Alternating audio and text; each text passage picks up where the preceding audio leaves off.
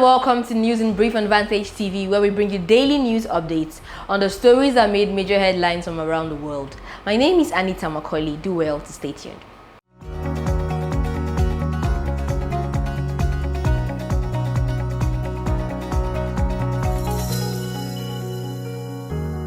On the national news, first batch of Nigerians fleeing Sudan finally arrive in Abuja.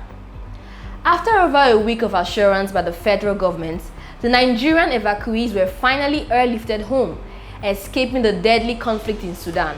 Since April 15th, Sudan has been plunged into armed conflict with clashes between rival factions of the North African nation's military government, breaking out in Western Sudan, in the capital city of Khartoum and in the Darfur region. For nearly 2 weeks, the Nigerian government assured concerned citizens of evacuation plans, ultimately facilitating buses to convey Nigerians out of Sudan with a Nigerian Air Force plane deployed for the operation. The evacuees arrived at the airport in the midst of heavy security presence, including mostly wingmen of the Nigerian Air Force. UNTH resident doctors begin 7-day warning strike. The Association of Resident Doctors in the University of Nigeria Teaching Hospital UNTH Enugu State on Wednesday declared a 1-week warning strike.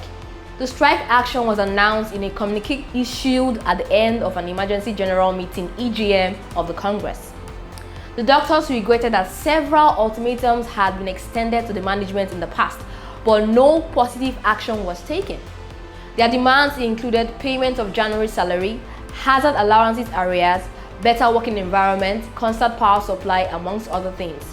While demanding the resolution of the above issues, the ARD said members shall proceed on a 1-week warning strike commencing from 8 a.m. Wednesday, 3rd May 2023, with the only provisions of skeletal services, accident and emergency units of the hospital. On to international news. Teenager kills 9 people at school shooting in Serbia.